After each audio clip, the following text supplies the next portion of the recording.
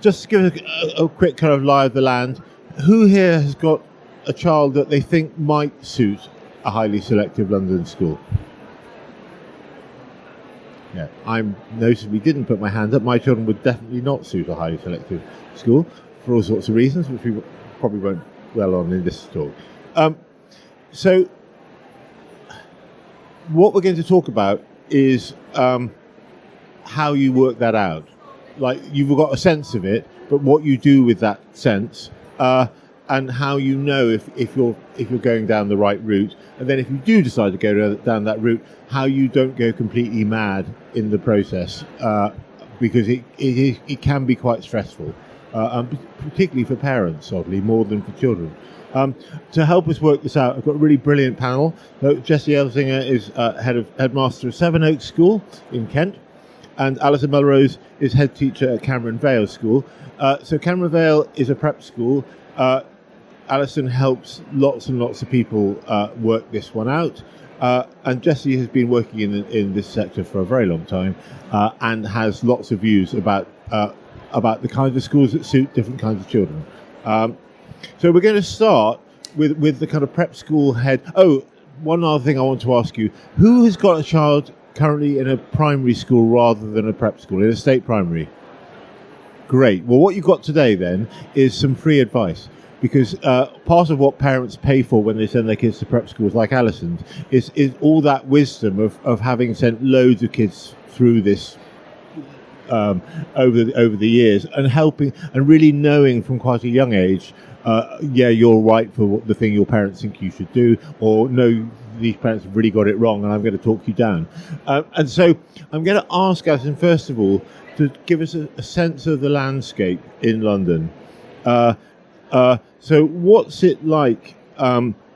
I'm not going to ask you, I don't know why I put that 4+7, but I'm not going to ask you about that. I'm going to ask you about senior school entry in London. How competitive is it for the big name schools? Thank you, Guy. I'm delighted to be with you here today to talk about this.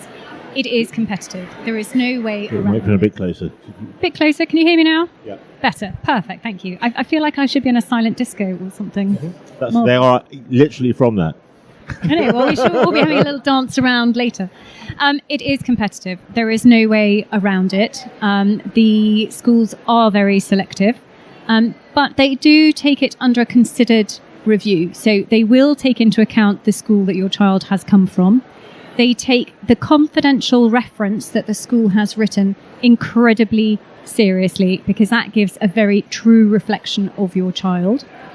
They will also look at their academic results, and they will also look very closely at how they interview. Have they been drilled? Have they been tutored? Is it a rote, learnt response, or do they have their own information, their own views, and their own thoughts about the world and what they want to achieve for themselves? So it's not just one factor. Lots of factors go into choosing schools for your child. And I would always recommend listen to the staff at your child's school. Go to them for advice. Find out what the data is about your child, particularly if you're in a primary school. You're jumping ahead, Alison. I'll stop. We'll have the whole talk covered in the first minute. It is competitive. It's very competitive. And often we do a version of this talk in every single event we run, and I've often got like an admissions person from St Paul's or Westminster or St Paul's Girls on stage with me. I always ask them that question: how competitive is it? And I make them give me numbers, because I think I'm quite statistically minded. So a lot of schools have something like a 10-to-1 applications to success ratio. That's quite normal for a big London academic day school. Some schools screen out a bit so that actually the numbers seem to drop. But remember that parents also screen out, so most parents don't put their kids in. So it's a very small percentage, isn't it, that go to these kind of schools? Absolutely. And one of the things that is incredibly important is to read the admissions policy and the criteria very closely and make sure you follow the dates. Some schools will have a cap on how many candidates they will take in, especially if they're looking at, 6, 7, 8, 9, 10 candidates to each place. Whilst they say their deadline might be the end of November, if they reach that cap before then, they may well close the list earlier. So if you're leaving it late, that is something to bear in mind. I would always recommend that you've registered your child by the end of the summer term in year 5, if you can. If you still haven't been to see some of the schools in person, you can maybe leave it a little bit later into the beginning of year 6. But just be very mindful of the admissions dates, because it's very much the parent responsibility and not the school's responsibility to register. If you're also thinking about doing state school academically selective schools, and London, in the broader sense of London, has some astonishingly selective schools around the edges of it in the state system, they also are, the admissions deadlines really, really matter. Just to be allowed to take the exams. So, Jessie, why? I mean, you select as well. Why do schools select?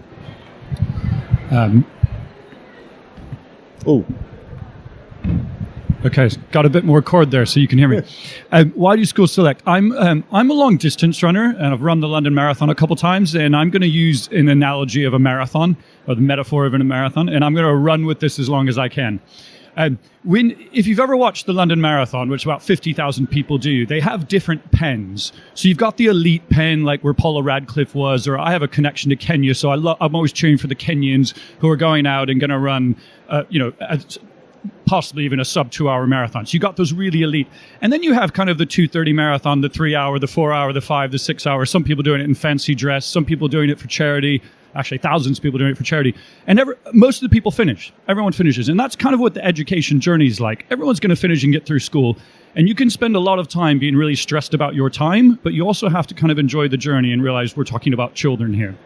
So I think it's good that schools select, because when I ran the marathon, it was quite nice to be around people running my pace and starting with them and being pulled along with them. It would have been really demoralizing if I started with the elites. It also would have been really frustrating if I was with the people running 6 or 7 hours dressed up in fancy dress, because I would have been dodging them and trying to get around them. So I think you can probably see where I'm going with this metaphor. Part of the reason I think schools select is they try to get students of a similar ability so they can push them at the same pace. And even non-selective schools, often, particularly in maths or in languages, will set by kind of ability or set by how the students are doing, because then you're in a classroom and it's easier for the teacher to teach students of a similar ability. If you have a classroom with a lot of mixed ability, it's harder. It's harder to stretch the top end and also give the specialist support to students who need a bit more and are moving at a different pace. So I think it's sensible to select, and maybe you'll stop me for a water break there.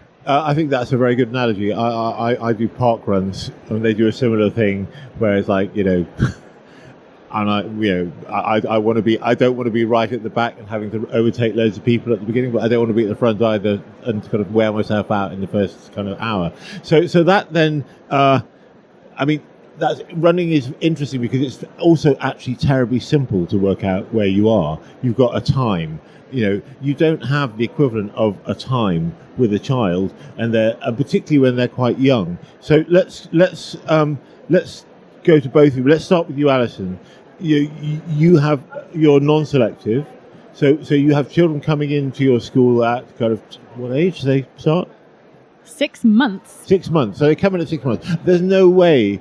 Well, there might be a bit of developmental stuff you can spot, but there's not an awful lot you can spot in a 6-month-year-old, is there really? No, the main entry into the school is at 4, and actually, again, we're not looking for anything in particular. We want to meet the children in person. We want to see how they relate to other children and to other adults, and to make sure we think that they will thrive from the education on offer, and that is what's important. We are not expecting anybody to be able to write War and Peace. If they can write their name, brilliant.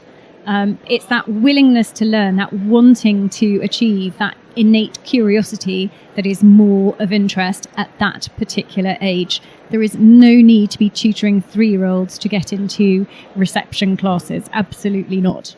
But you do at some point have to work out I mean, you're working out for them in a way as well. You do have to work out where people might fit in this kind of marathon start pen thing. Now, let's keep with the marathon analogy. You have to work out whether you're going to be like right at the front with the Kenyans, or in the middle, or at the back in fancy dress. And so how do you do it, and how should parents do it?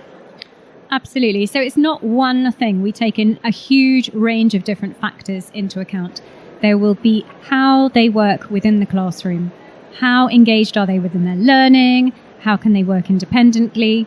How do they develop with their homework? And also we use data as well. We definitely use data. We use standardized assessment data, which takes into their date of birth. And we look at innate intelligence through cognitive ability tests, as well as a whole other range of different tests to support us. Now, you have to understand a data drop is exactly what it is. It is one point in time, and it is not necessarily reflective of their true ability, particularly if they have a slightly diverse way of learning, a slightly different brain. Maybe they've not had access to these type of paper tests or computerized assessments before. So it's very much a round picture of data, classroom, teacher assessment to make sure we have a really good understanding about the ability of each child. Now, children are also very clever themselves. They will know within their class who is best at spelling. They will know who is best at times tables, and they will know who the best reader is. They're very self-leveling and self-aware. So please don't think that they don't know, because they do. They do. They absolutely do. Jessie's agreeing with me here. And we use all of that to gather a picture of each child. And when we start looking at future schools, we will have that conversation with parents one-on-one to find out what you are looking for your child's future schooling. There might be all manner of different aspects to take into account, whether you're looking for co-ed, are you looking for single sex, are you looking for GCSE and A-level, are you looking for IB, are you looking to be in London, are you looking to be out of London? A whole range of different factors go into the decision-making process before we even get to, is it going to be an academic school, a more well-rounded school, somewhere that's got superb sports facilities? It's a huge picture that we pull together to make sure we're looking at the right schools for each child. So if you were to give the, I mean, this is how your school do it. You're not in your. Don't know this. I don't think you've got any of your parents here. So given that they're not in your school, as a parent, what should you do to work that out? Like you've got this, you're looking at SATs and da. What information that flows out of a normal school should you be looking at to work out whether you're at the front pen or not? Whether your child is in the league or not. Yeah. It depends very much on how much data your school shares and how much information you are given as parents. And if you don't feel that you are given much information, ask, because the school will have it. I'm very pro sharing information with parents, and much to my teacher's horror, we report to parents every half term, which gives a really good indication as to whether they are working at age-related expectations, or whether they are exceeding that, or in some cases still working towards. And if you are looking at a highly successful academic school, your child really needs to be exceeding those age-related expectations during the primary years. Now, regardless of whether you are at a fee-paying school or a primary school, your school will have data. Ask them for it. It will give you standardized assessment scores. And if you think about the nice natural bell curve, and you have 100 in the middle, which they say is national average, if you're looking at academic schools, you need to be way over to one side to be in the running for those very academic schools. You need to be looking at least 120, 125, 130, depending on which schools you're looking at. Great, that's a nice hard number. And there are certain points where schools will have to give you data. I mean, like they definitely do at the end of key stage tests, don't they? I mean, that's like So you get there's an entry one. They've abandoned that one, haven't they? There's one at the end of Key Stage 1, and you will definitely get that data. But if you're waiting for SATs at the end of Key Stage 2, it's way too Yeah, well, Key Stage 1 is... Yeah. It's an indicator, but children all progress at different levels. And I suppose at that age, you're still also factoring in whether you are a winter baby or a summer baby, and it'll all by the end of sort of year 2, year 3 even out much, much more. And by year 3, you will get a much clearer indication of the academic ability of your child. Do you? I mean, on this question of well, first of all, on the data question, whether you think there's anything else you should be looking at, and then also what might indicate to you that a child would not thrive? I mean, beyond the data. I agree with everything that Alison's just said. She's, in fact, giving very sound advice. I'd be taking lots of notes on her. I'd just maybe say, I assume most of you are in here because you're a parent. Or do we have some journalists as well? No. Okay, great. But I've just been through this. So I've got a daughter in year 7 now, and so we've just been through the 11 plus thing. I also have a daughter in year 5, so I'm going into it with her next year in year 6. Then I also have a daughter in year 1. So I've got 3 daughters, and I've kind of gone through this with you as parents. And everything that Alison said is just so true. It's really important you get data from the school, and then you can start to focus your search and try to find the appropriate place, and also work out what places won't be appropriate. And that's a really important part of the journey. I had a little bit of a hiccup in my own journey because with my oldest daughter in year 4, they had a bit of an IT issue when they did CAT scores. And then they said, oh, so the CAT scores won't be that accurate, but don't worry about it. I'm like, this is year 4. I need this data. I know how important this data is. And then we got accurate data in year 5 and it was okay. But I think in hindsight, I probably should have challenged the school and said, if you messed up the CAT scores because you had an IT issue, you really need to redo those because without that data, termly progress can be helpful, but actually some of that objective, nationally standardized data is some of the most useful stuff. Yeah, the only thing I would say with that is that there are some kind of softer indicators that you can use that will tell you something about whether they would thrive in a really top school. So, I was an English teacher. I was straightforward to say, does your child love reading? Like, are they in bed with a book reading? There are some very academic kids who don't do that, but an awful lot of really academic kids read and read lots. And if they're getting through 2 or 3 novels a week, and that is quite usual for a kind of 9-10-year-old with children's book type novels, then that tells you something. It tells you that they process things quickly and that they can handle complex information. When you watch TV programs, are they full of questions about it? That will also tell you a lot. You can get very bogged down on standardized tests. I mean, I'm less of a fan, I'm afraid, than these two are about standardized tests because basically you can be tutored to do better in them, and they don't actually tell you very much. Einstein did not take an IQ test. Great. I love a good challenge. I absolutely believe in holistic education. I believe that children should be children. I want children to be doing sports, doing music, getting involved in art and drama, learning to play a musical instrument, learning to play chess, play board games at home, talk to them as they're adults. I with my daughter the other day, we walked by a shop and she said, Daddy, what's an off license? And then we walked by a car dealership and she said, what's approved used? And we actually had these really interesting conversations, and that's all part of their overall education and them getting used to talking to adults. And I don't exclude them from the dinner table when we have other adults over. I invite them to come and talk to other adults and engage and be interested and grow.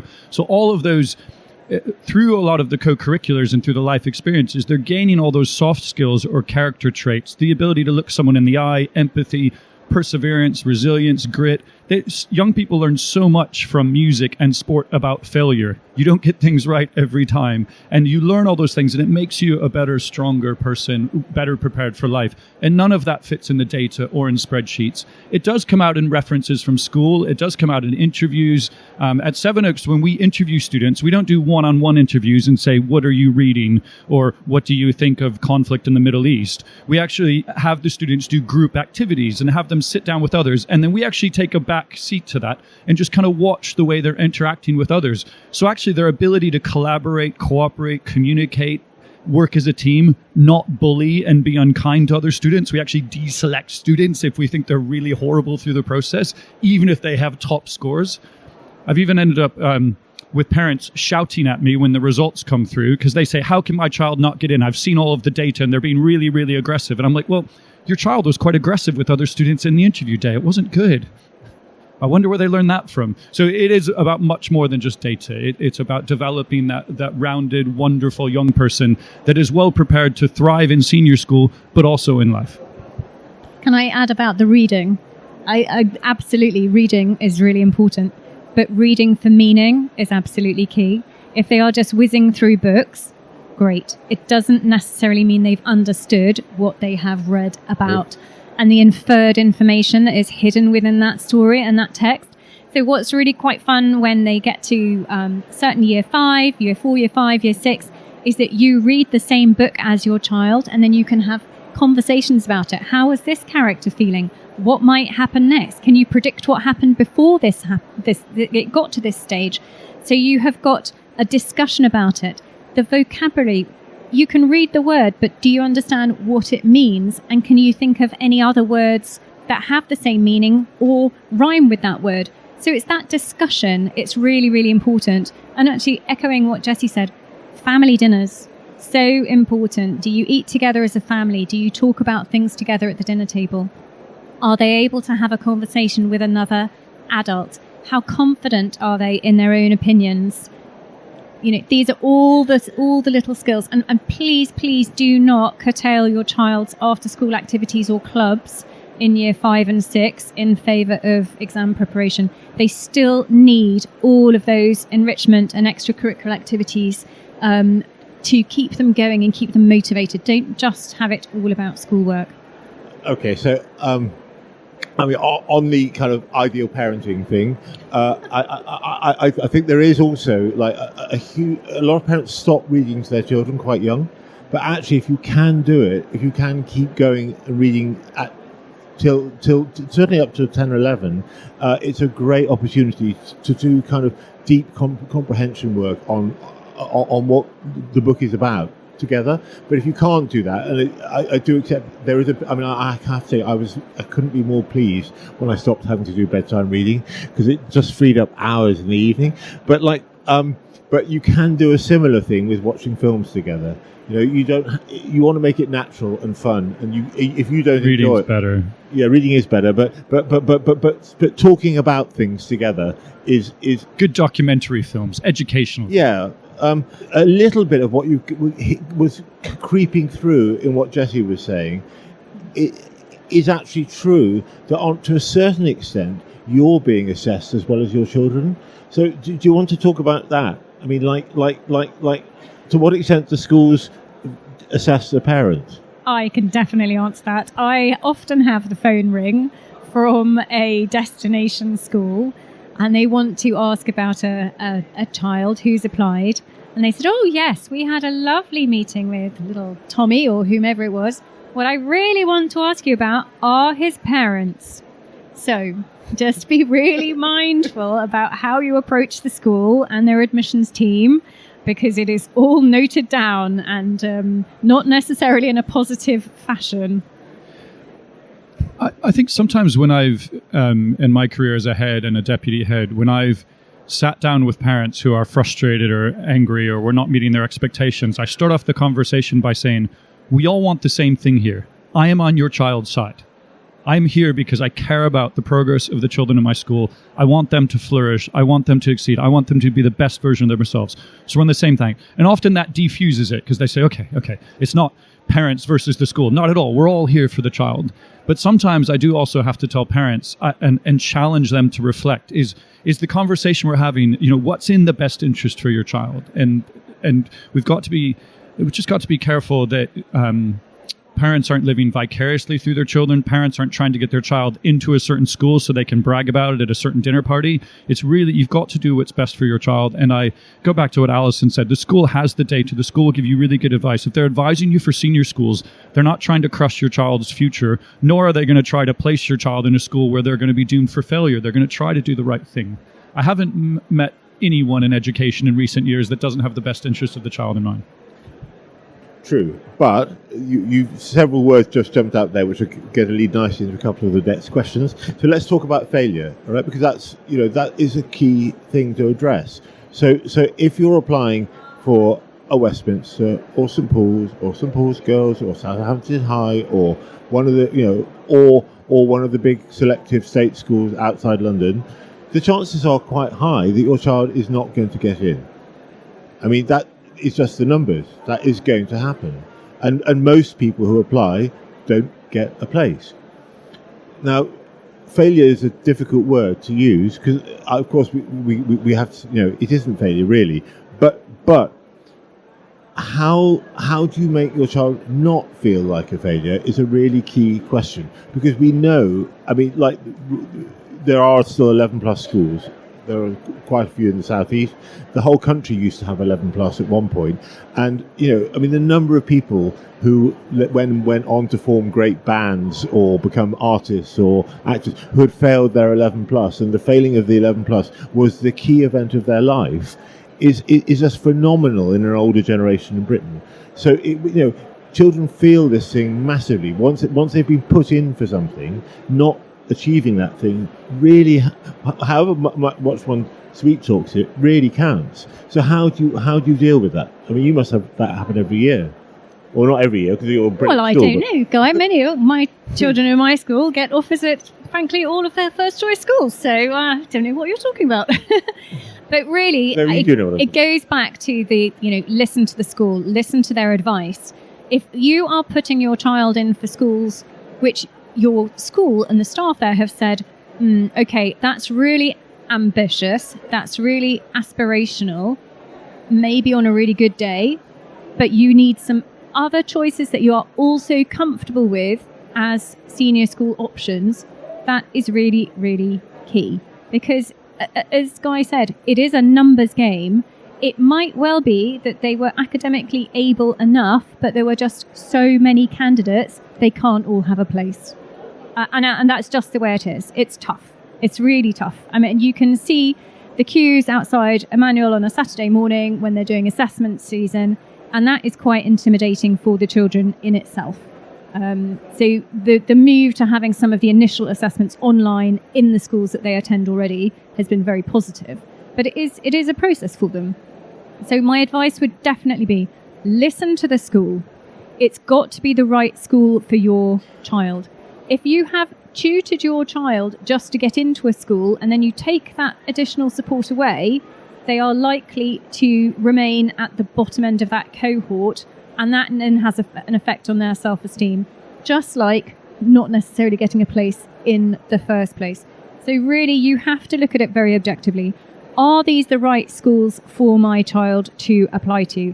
Am I comfortable that I've got a good range in case something goes really disastrously wrong on testing day, or they're not feeling it? Or in one case, I know a little girl who refused to write the exam and got a 0 because she didn't want to go to that school that her mummy had put her in for in the first place. This is not uncommon. This is just part of life. And it's about preparing these children and preparing these families to say, yes, this is an aspirational school. We can work towards that. These are other schools that we're really comfortable with as a senior school choice, and perhaps having a backup as well. Yeah, I mean, definitely having a backup, I think. I'm going to, with the perspective of a head of a senior school, I'm just going to talk about university admissions quickly, and then I'll bring it back to make it relevant to all of you. But many of our students, because we do the International Baccalaureate Diploma program at Sevenoaks, many of our students have this kind of global mindset, and they're not thinking just UK universities. The majority go to UK universities. Many of our students are looking to go overseas for university. Last year, about 1 in 4 went to university outside the UK. So we regularly have visits from US universities. Today, we're hosting Duke and Brown and Vanderbilt, and they come and talk to us, and they come and talk to our students. Because the IB is great preparation for liberal arts education. And last year I had a conversation with the admissions officer at Harvard, and I said to her, how hard is it to get into Harvard? And she said, well, we have 50,000 applicants. 50,000 applicants. 10,000 of those students are good enough to get in. So 20% of the applicants for Harvard they assess are good enough to get in. They only have 2,000 places. So 20% of the students that apply to Harvard are good enough to get in, and only 20% of those students get in. And that's kind of an amazing statistic for me. And I asked her kind of, when I went to college in America, I said, what was it like 25 years ago? She said, it was only only 4,000 were good enough to get in. So if you were good enough to get in, you had like 50-50 chance of getting in. Now you're good enough to get in, you have a 20% chance of getting in. So I share that because it's so competitive out there at the top schools, at the top universities, that failure is going to be a part of life. And actually, if you can go through the 11 plus process, have a range of schools, know that even you might be good enough, you might have the right data, you might have a great reference, you might feel like your interview went really well, and you still don't get into that top school, that first choice school, that's okay, because you can go to another really good school and you live your life forward, and you'll never know what it would have been like if you'd gone somewhere else. And so I think that experience, and actually as a good sports coach or football manager would say, you learn more from the losses than the wins. And if you can use that to develop as a person and develop some resilience, and it's really, really important that parents stand by their child through that. I've seen horrible cases of where the parents just look at the child and say, I'm so disappointed this didn't work out. And that's the worst thing you can do. You've got to stand by them and support them and help them find the right place. Yeah, so this is leading nicely into the next question, really, which is that the parent role is absolutely key, isn't it? And so I think that we talked a little bit earlier about living through your child. It's so easy to get caught up in almost as if you're choosing for yourself, to get or choosing the thing that the kind of counterfactual, the life you would like to have had if you'd had the opportunity that you're able to give your child. I in a different way, I used to regularly have to meet parents in my teaching days and tell them that I thought their child should be assessed for dyslexia, and quite often a parent would burst into tears, and when I asked them why they were crying, they would say because I'm dyslexic, and then I think you're paying school fees and you're having a really successful life, and I know what you do for a career, and it's really brilliant. Why are you crying? And there is a thing that often you want to kind of repair things in your own life through what your children do, in all sorts of ways. And I think education can be definitely part of that. So I guess do you have any tips for how to, you've obviously parents as well. How do you not do that? How do you kind of provide the right amount of motivation and the right amount of expectation without the wrong kind? I outsourced it, in all honesty. I have 2 teenage boys and they go to boarding school. So I outsource the supervising, the prep, the laundry, the feeding during the week, and that works brilliant for me. However, what you really must do as a parent is hide your worries from your child. They will pick up on it so quickly, so very quickly, and then they will become more anxious about it themselves. And the schools work really hard to make the preparation for these 11 plus exams as seamless as possible. They will be assessing the children from reception upwards to get them used to doing different types of assessments on a regular basis, both on paper, both online. They will bring in people for them to do interview practice with. They will have ambitious curriculums to push them at least a year, if not 2 years ahead of the national curriculum. They will be doing all of this from the very start of their school career and their school journey, if you are at that type of academic prep school that is preparing for 11 plus. So that is part of the process. I can see Jesse is itching to say something here. Great. Amusing to hear you about outsourcing to boarding school. There's a great boarding school down in Kent if you want to come see us at Sevenoaks. But the anecdote I wanted to share is I've had a lot of fun going through this 11 process with my wife. My wife is quite a high achiever. She grew up in West London, went to St. Paul's Girls, was on the head girl team there. She is like driven and intense. She comes into the kitchen Sunday morning when I'm making pancakes for my daughters, and she says, "What do you want to achieve today?" And I usually say, finish making pancakes for the daughters, my love. But when we were going through this process, my wife was super anxious. She's like, we need to be doing more tutoring. We need to do this. This is what I went through. This is how competitive it is. And I'm on the other side. I'm kind of a good anecdote from my wife because I went to a state school in Detroit. My father had a small farm outside of Detroit where he grew apples. There were 2 people in 25 years from my state school that went to an Ivy League college. It wasn't like a normal thing. When my wife was preparing for the 11 plus, I was picking apples at my dad's farm and learning a little bit of Spanish with the migrant workers, but I wasn't really excelling academically. So I often say to my wife, look, there are different paths here, and we've ended up at the same dinner parties. We're doing okay. We're in the same kitchen. Like, you don't have to achieve everything at year 7. And I think that's kind of a helpful reminder, and the kind of point I want to make, and it does go back to the failure point, is your son or daughter, they might be a late developer, especially boys, they tend to develop later. They might not be ready to take a really intense exam at 4+ or 7+ or 11+, and that's okay. There are different routes through it. And if they end up at a non-selective state school, and I've been a governor for many years at non-selective state schools, they can end up in a fabulous school and make great friends and have really good teachers and make really good progress. It's not like there's one way through. And I think if you can manage your own anxiety, sometimes through friends or a spouse or a partner, but make sure you're not expressing that anxiety in front of your children, because there are many ways through life. Yeah, I mean, I would say that, I mean, if Alison's able to bottle up her anxiety and stick it in a cookie jar, that is completely brilliant. I can't do that. I actually have to get rid of the anxiety to not show it. And I think children have a remarkable ability to spot anxiety, whether you're expressing it or not. So to really do it properly for me, I actually have to lose the anxiety, which means I really genuinely have to not care.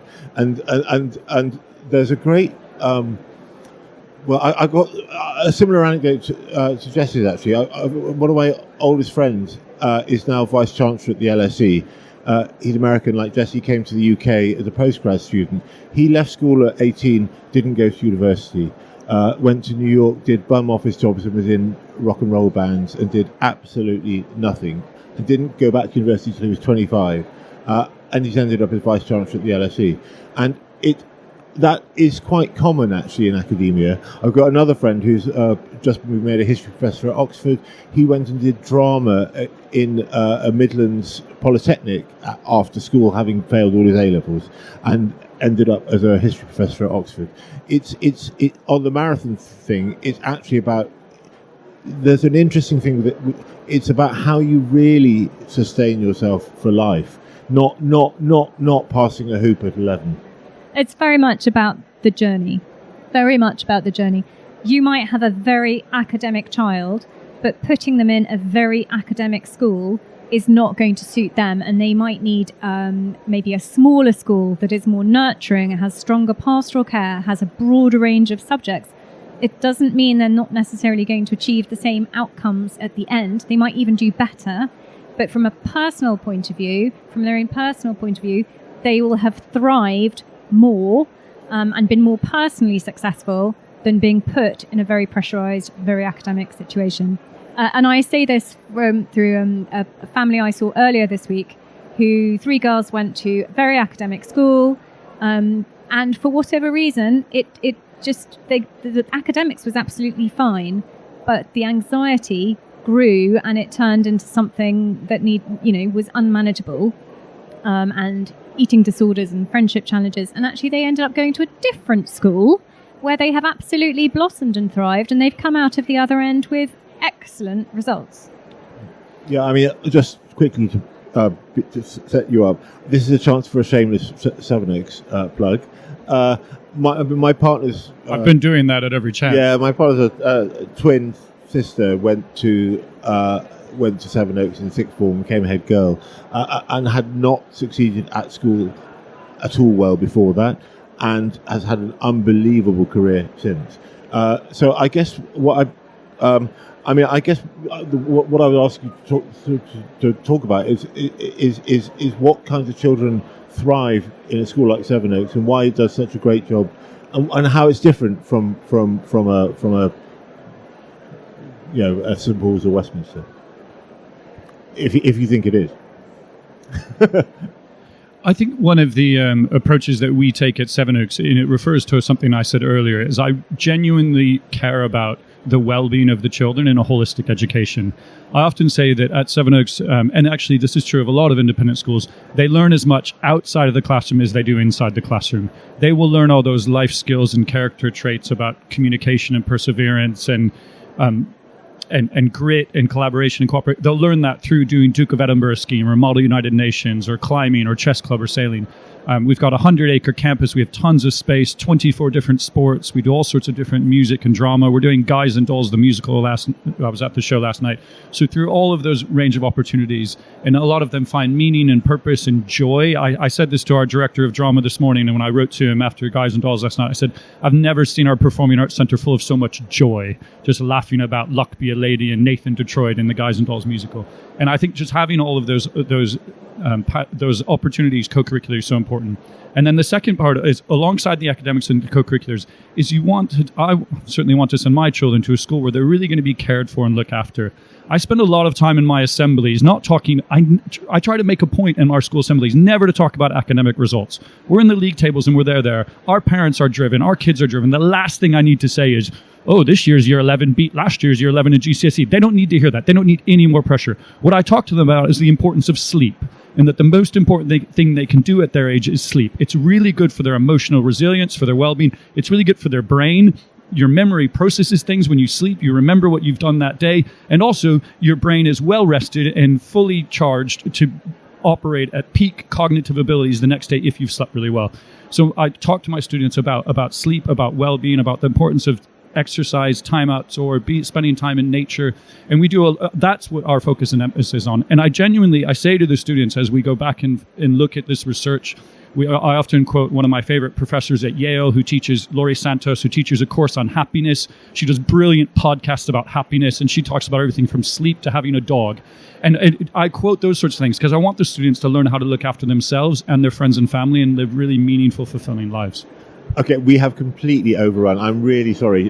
Thank you very much to our panel who are really fantastic. Let's give them a round of applause.